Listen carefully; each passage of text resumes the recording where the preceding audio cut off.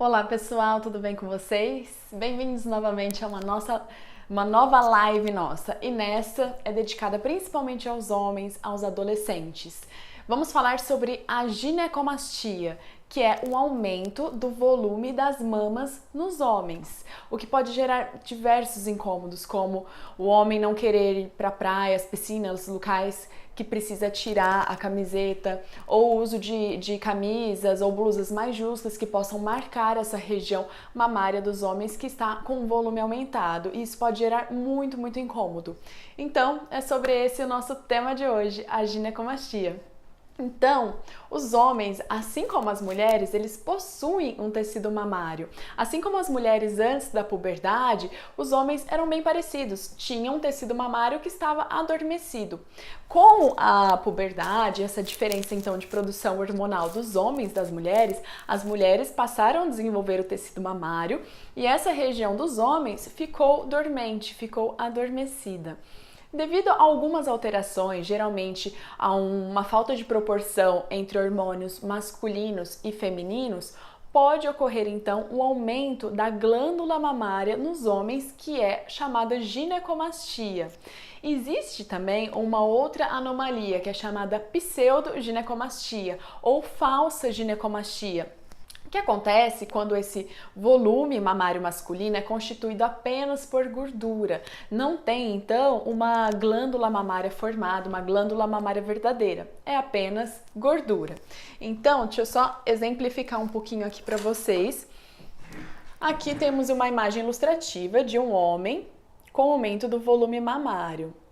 Então, o homem sempre possuiu uma camadinha de glândula mamária logo abaixo da pele e do tecido subcutâneo, que é a gordurinha abaixo da pele.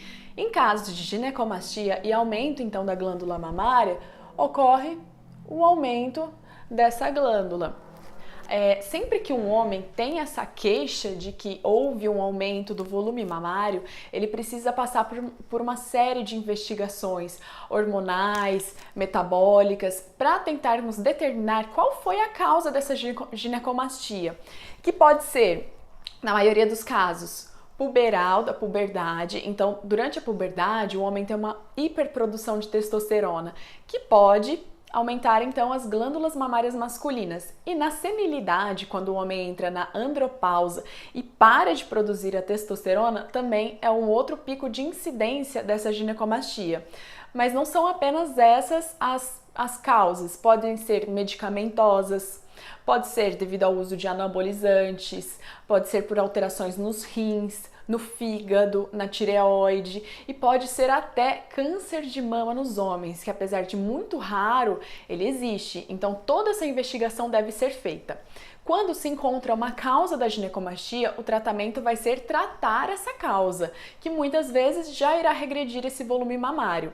Porém, quando não se encontra uma causa, nós chamamos então essa ginecomastia de idiopática, que quer dizer o quê? Que não se encontrou uma causa, foi investigado, foi analisado todos esses fatores hormonais que eu falei para vocês e não se encontrou uma causa. Nesse caso, então, o paciente é encaminhado para o cirurgião plástico para um tratamento estético dessa região tão incômoda que é o aumento do volume das mamas nos homens. Vamos falar um pouquinho de tratamento. Quando se trata de uma pseudoginecomastia, geralmente nós conseguimos avaliar essa diferença tanto no exame físico, porque a glândula mamária é mais durinha, mais endurecida, ela pode ser um pouquinho dolorosa, quanto também pela ultrassonografia das mamas. Então a ultrassonografia também vai nos dizer se esse aumento de volume é só de gordura ou também de glândula mamária.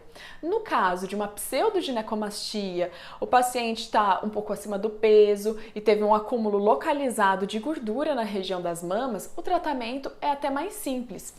Nós poderemos realizar uma lipoaspiração dessas mamas. A vantagem da lipoaspiração é que a gordura vai ser sugada por uma cânula como essa através de pequenos orifícios. No bonequinho eu fiz um pequeno orifício aqui na região das axilas que irá permitir então a passagem da cânula de lipoaspiração, retirando todo esse excesso de gordura nessa região e realizando o tratamento. Então, em casos de pseudoginecomastia, muitas vezes apenas a lipoaspiração já é suficiente para o tratamento. Agora, quando se trata de glândula mamária, como ela é mais endurecida, ela não consegue ser quebrada pela cânula e nem lipoaspirada, então o tratamento precisará ser cirúrgico.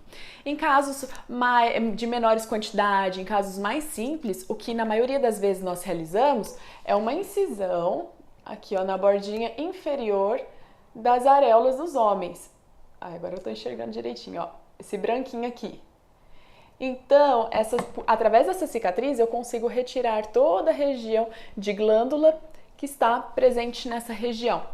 A cicatriz costuma ficar quase imperceptível após cerca de 3 meses de cirurgia. Ela fica avermelhada, como toda cicatriz, durante esse período e depois ela vai clareando até que ela se torna quase imperceptível. Os homens têm uma vantagem nessa região porque geralmente eles têm bastante pelos que cobertam também a cicatriz que fica ainda mais escondida. Os homens têm uma capacidade muito boa de retração de pele, melhor que o das mulheres.